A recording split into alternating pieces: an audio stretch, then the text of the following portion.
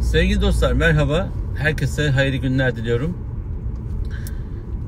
Bugün Bursa'da Ulu Cami'nin hemen yanı başından sizlere merhaba diyorum. Maneviyat şehri, Serdar şehri, Osman Gazi'nin, Orhan Gazi'nin metfun olduğu,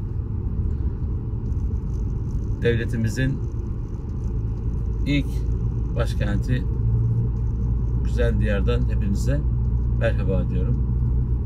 Allah inşallah bu güzelliğimizi, bu birlikteliğimizi, bu zafer duygumuzu hep var eylesin. Gönüldaş eylesin. Sevgiyi, coşkuyu, iyiliği, güzelliği gönüllerimizde var eylesin. Bugün sizlerle insanın kendini değerli kılmasının ne derece önemli olduğunu konuşmak istiyorum. Örneğin tüccarsınız, ticaret yapıyorsunuz, alışveriş yapıyorsunuz. Ticaret yaparken bir malın bir ederi vardır. Fakat ederinin, keşidesinin, etiketinin ne kadar olacağı sizin değerinize bağlıdır. Yani sizin sunumunuz, sizin iç dünyanız, ahlakınız, edebiniz, enerjiniz ve karşı tarafta yaşattığınız, oluşturduğunuz sinerjiniz, rakamın ne olduğunu, satışın ne kadar gerçekleşeceğini ve bu alışverişin ne kadar değerli olduğunu gösterir. Son kuruşuyla ticaret yapandan alışveriş yapmaktansa mal varlığı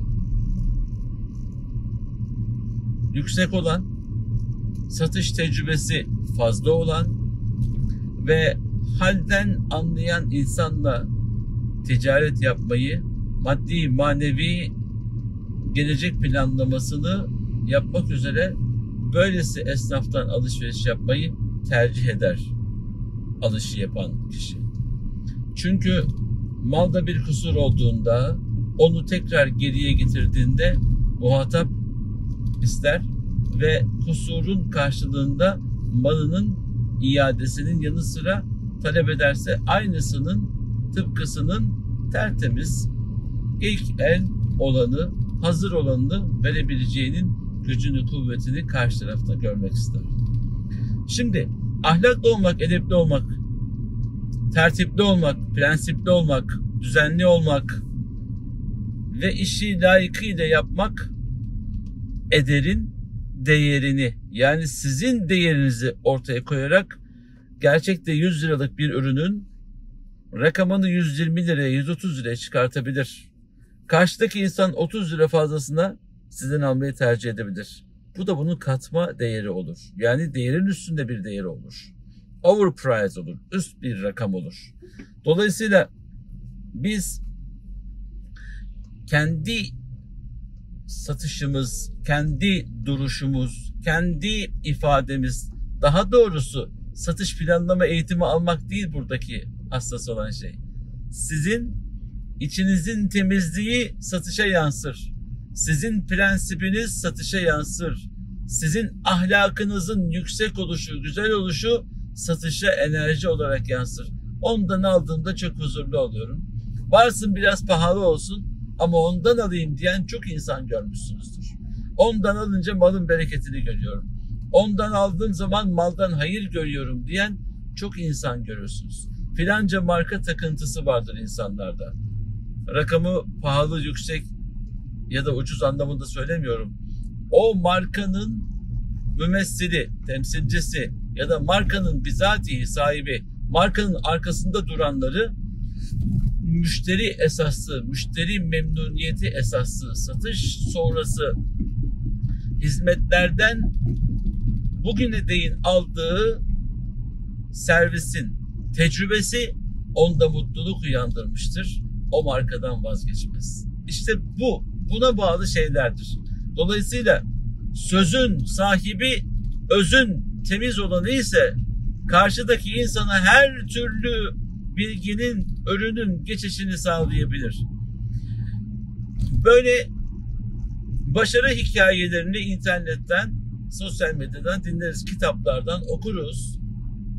Halkın ağzından dinleriz. Vay be deriz. Böyle demek kolay ama bunu yapmak yürek ister. Öyle bir anneden babadan doğmalısınız ki kıskançlık, haset, kibir, dedikodu, bu hasetler olmayacak. Bu yanlışlar olmayacak. Sevgisi olacak. Saygısı olacak. Kibirden uzak olacak. Dedikodu yapmayacak. Onda var bizde niye yok demeyecek. Böyle bir annenin babanın zürriyetinden, sürbünden geliyorsanız o zaman siz yine hayatta tercih edilirsiniz. Ne var bu adamda ya? Ne var bu kadında ya? Herkes onu çağırıyor, onu talep ediyor dersiniz. Kıskandığınız şey sizden çok daha da uzaklaşmaya başlar. Ya nasıl oluyor ya? O ne yapıyor ki oluyor? Allah ona nasip etmiş. Bize de nasip etsin inşallah. O hangi yollardan geçmiş bir bakalım, takip edelim. Randevu alalım. Saat bedelini ödeyelim. Ondan hayata dair fikirler alalım. Danışmanlık alalım. Bize anlatsın, biz de yapalım demek yerine ucuzundan, kenarından, köşesinden, o adamı kıskanan insanlardan gidip onunla ilgili geri bildirimleri alıp yanlış bilgilerle doğru yolu kat etmeye çalışarak yanlışa bir yanlış daha ekleniyor.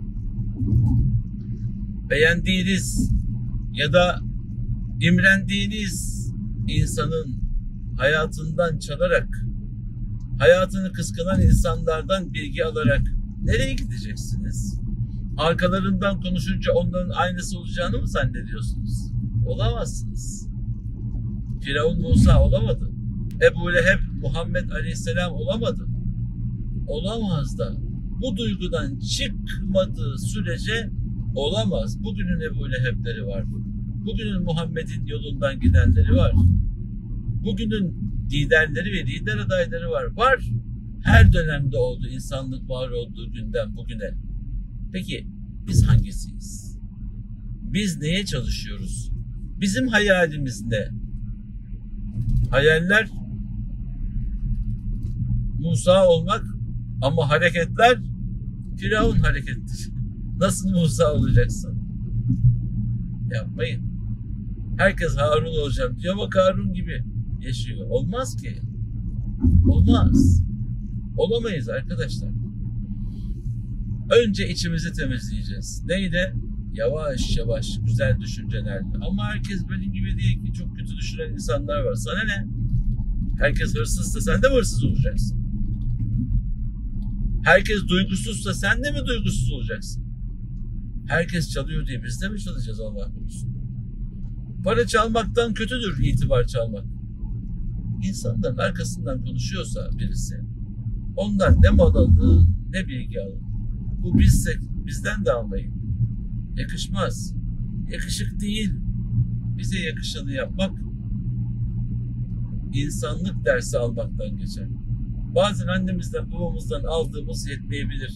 Çünkü onların da doğruları yanlışları farklı olabilir. Olabilir. Kim bilir hangi ortamlarda neleri öğrendiler. Ama öğrenmenin sonu yok. Önce kendimizi düzeltmeliyiz. Maddi manevi bilgileri üzerimize çekmeliyiz. Allah'a inandığımız gibi amelimizi, eylemimizi, ticaretimizi, siyasetimizi, cemiyetimizi, hayatın içindeki bütün kuralları en güzel şekilde derleyip, düzenleyip işletmeliyiz. Bunları yaptıktan sonra olur. Namazımı çok iyi kılıyorum, Kur'an'ı çok iyi okuyorum. Peki hayatın içinde ne yapayım ben bu hayat? Öyle bir dünya var mı? Peygamberimiz ticaret yapmadı mı? Siyaset yapmadı mı? Cemiyet yapmadı mı? Cemiyette insanlarla hemhal olmadı mı? Aziz dostlar, istirham ediyorum. Rica ediyorum. Peygamberimizin hayatını eksik okumayın. Sadece camide verdiği sohbetler değil, hayatın içindeki hallerini de lütfen gözden geçirin. Nasıl ticaret yaptı? Nasıl siyaset yaptı? Nasıl gönül aldı, gönül yaptı? Bir bakın, bir bakalım. Ondan sonra yola devam edelim. Bu duygu, düşüncelerle hayata devam edersek ancak kazanabiliriz. Bunlar bize kazandırabilir. Özü temizlemeden sözsüz güzelin olacağını biliyoruz artık. Sözün etkili olması için özün temiz olması gerekiyor. Şu anda bir başkasını zemmederek, kendimizi methederek, yani birisini aşağı çekerek, kendimizi yukarı çıkararak temizlenmiş mi oluyoruz? Başkalarının hırsızlığını anlatınca senin yaptığın hırsızlık yere mi düşüyor? Algı yapıyorsun. Başkalarının bakış açısını internetten dinleyip hop kopyalayıp buraya koy, ben de konuşuyorum. Niye izlenmiyorsun? Niye dinlenmiyorsun? Çalarak yapıyorsun. Yakalamıyorsun. Tecrübe etmediğin bilgiyi anlatıyorsun. Tecrübe etmediğin şeyi anlatmanın sana bir faydası yok ki. Yol alamazsın. Yolu kat etmek için tecrübelerle yürümelisin. Haset edenin, haset ettiğinin sana bulaştığını gördüğünde Allah'ım bundan kurtulmak istiyorum diyeceksin. Hasid olan, haset eden insanlardan uzak duracaksın. Annen baban bile olsa uzak duracaksın, dikkat edeceksin. Kardeşlerinse dikkatli konuşacaksın. Yeteri kadar onlarla beraber olacaksın. En yakın arkadaşınla kıskançlık varsa ne kadar uzak durursan dur sana bulaşır. Uzaklaşacaksın. Yapmayacaksın. Kıymetli dostlar, bu konuşmalarımı söylerken hala ben de gayret içerisinde çalışmak üzerinde olduğumu beyan etmek isterim. Her gün kendimizi güzelleştirmeye çalışacağız. Eskiden çok ahlaklıydınız, şimdi ahlakınız bozulmuş olabilir, farkında olmayabilirsiniz. Onun için en samimi, en ahlaklı, en erdemli arkadaşlarınıza söyleyin, sizi hatırlatsınlar. Rica ediyorum ve ben bu şekilde onlardan istifade ediyorum. Size de tavsiye ediyorum. Gerçek dostlar ayna olurlar. Yanlışlarımızı en güzel şekilde söylerler. Onlara selam olsun. Güzel günler bizim olsun. Yolumuza devam ediyoruz. Herkesin her şeyin sahibi Yüce Rahman'a emanet olun. Allah'a ısmarladık.